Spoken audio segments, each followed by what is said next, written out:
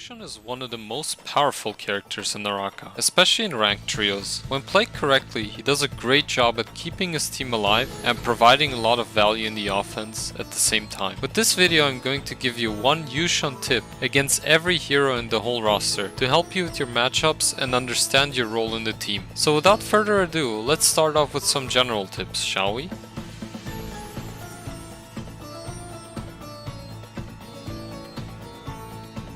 A key strategy is to effectively use your F1 ability, Linebreaker, to protect your team and prevent damage. By using F1 at the right time, Yueshan can enable his team to be more aggressive in teamfights and prevent the enemy team from capitalizing on a lucky parry. This requires good timing and awareness of the enemy's movements, but can be a game changer in tight situations. Overall, mastering F1 is essential for any Yueshan player looking to effectively support their team and turn the tide of battle in their favor. Now that we've got that out of the way, let's jump right into our first Yueshan tip. Against Tianhai, you should use your ultimate as soon as he uses his. Try to protect your teammates from getting grappled or staggered in general. And when your teammates get grabbed, you can use your F ability to reduce the damage of the slam by 35%. To counter Valda, take advantage of the opening you have when she uses her ultimate, by using your own ultimate. Additionally, be prepared to use Yueshan's F ability to counter any follow-up combos, such as Viper Stun. A great tip versus Kurumi is to force her out of her healing circle.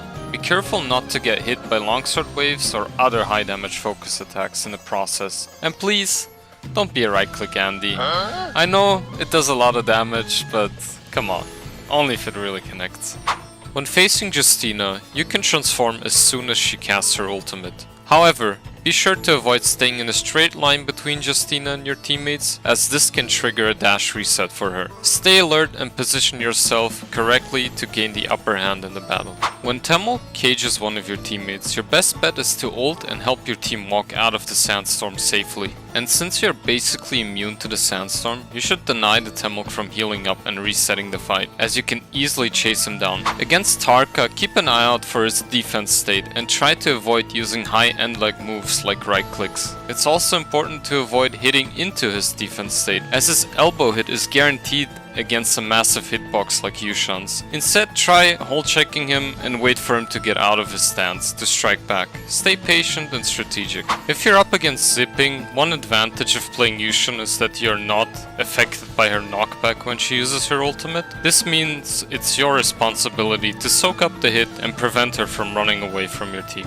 When battling Wuchen, take advantage of Yueshan's mobility to leap up and knock him out of the sky when he deploys his wind shields. Additionally, you can bypass Wuchen's Mortal Defiance with Yueshan's leaps, since they hit twice. There isn't much to say about Matari, it's pretty straightforward. Your main focus should be peeling your teammates when she tries to dash onto them. Nothing crazy here. You can punish another Yueshan if they mash their F ability after they get parried. You can quickly dodge behind them and release a focus attack to catch them off guard. You should also try holding your left click for a little bit to tank their hits and hit them right after. That way you avoid being staggered by their attacks. And don't forget to save your teammates from impales by ulting for that extra 35% damage reduction. Viper's a tough one since Yueshan is a key target for her. Most Vipers are quite predictable, however, which allows you to either hold check them or transform as soon as they go for a silence. You should also look out for Viper bombs from the sky. You can easily react to Viper's ultimate by using your own ultimate, since the audio cue for her ultimate is quite loud.